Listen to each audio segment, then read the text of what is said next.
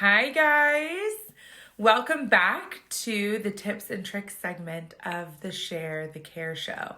The last time you saw me, I shared 5 home safety tips to keep your loved ones at home, and I told you I had 5 more for you, so stay tuned. That's what we've got lined up for today.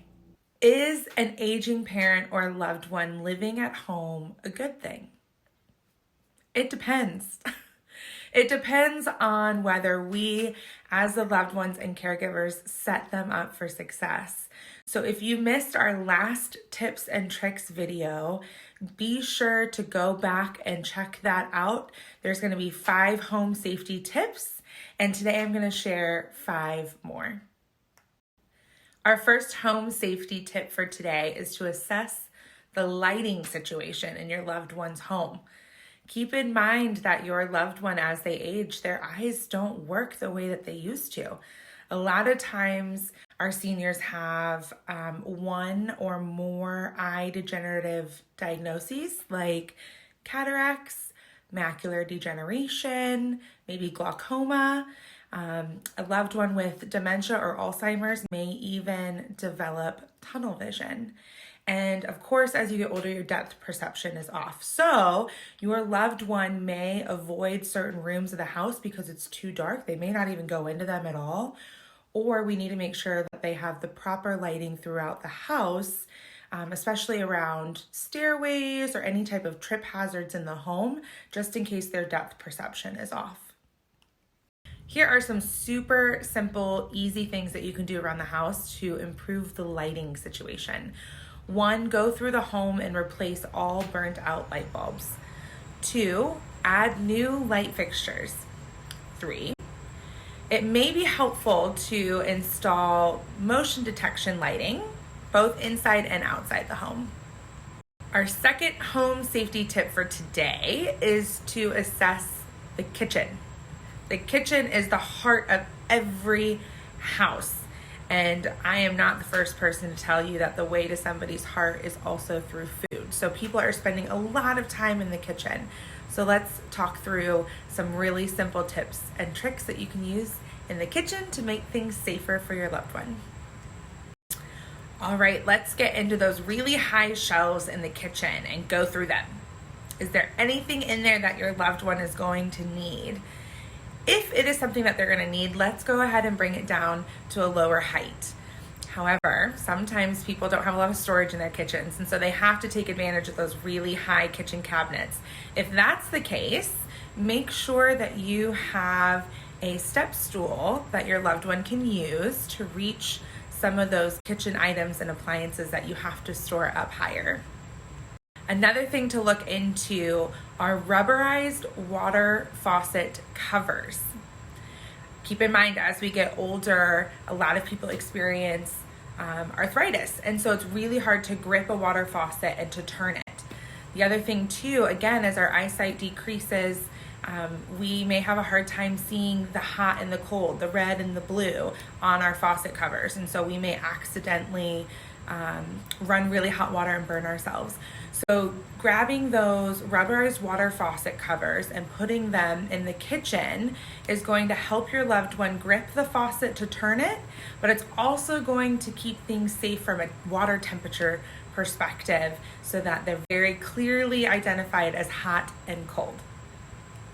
Our third home safety tip for today is to assess any stairs.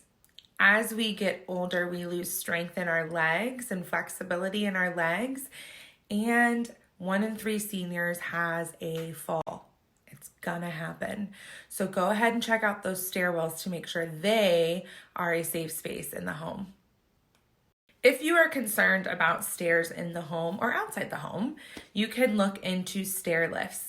This is something that a home modifier or a private contractor is going to have to come in and install, and there is a little bit of a cost involved in that. So if you guys get to the point where you're needing a stair lift, be sure to look into different companies in your community to see who's going to be the best fit for you and your loved one. The other thing you can do is check the handrails. It doesn't take a private contractor to do that. You can do that. All you really have to do is grab the handrail yourself, give it a little bit of a shake, and see how firmly it is in the wall. If it's loosey-goosey, you may need to have someone come in and fix it. But if it's steady and you can shake it around and nothing happens, then it should be secure enough for your loved one too. Lastly, and this is probably the easiest thing that you can do when it comes to stair safety, is just making sure that the stairs are cleared. And that's both inside and outside. Some families have habits of leaving things on a step so that the next time they go upstairs, they can grab it and take it up with them. When you are living with someone over the age of 65, this may be a habit you may need to break. So keep your stairways clear. Outside, especially today, I'm in Indiana and we have like 10 to 12 inches of snow. On days like this, it's really important that we keep our outside steps clear as well. If you can't do it, there are companies out there you can hire to come and clear off mom, dad, grandma, grandpa's steps. If you can't find a company, I'm sure there's a neighbor that will help. But you definitely want to make sure, especially in icy conditions, that you want to keep those steps clean. Our fourth home safety tip for today is just to simply remain safe in the home.